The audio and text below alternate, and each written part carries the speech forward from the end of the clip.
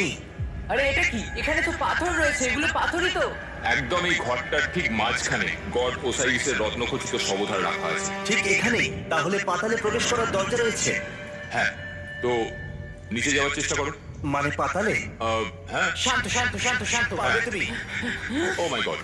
এই সমাধিটাকে পাতালের প্রবেশদ্বার বলে মনে করা হয়, আর এর আগে কোনো মানুষই এখানে আসেনি। ও এটা মাই কতটা গড! গভীর? আমি এখানে কেন এসেছি? আমি কেন ইউটিউবার হলাম? মানে সবাই মিলে ডান দিকের ওই কোণের দিকটা একবার দেখো। ওখানে একটা রাস্তা আছে, সেটা কোথায় যাচ্ছে কেউ জানে না। গার্ল, ওখানে গিয়ে দেখো। আমি কি ওখানে যেতে পারি? জিমি, ওকে যেতে দিও না। আমার খুব ভয় লাগছে ভাই। কার্ড, এটা ভালো বুদ্ধি নয়। এটা প্রাচীন মিশরীয়দের একটা টানেল, যার মধ্যে আজ অব্দি কেউ যায়নি। তোমার মতো পাগল আর কেউ নেই। একটু কি বলবে আমাদের ভেতরে কি দেখতে পাচ্ছ?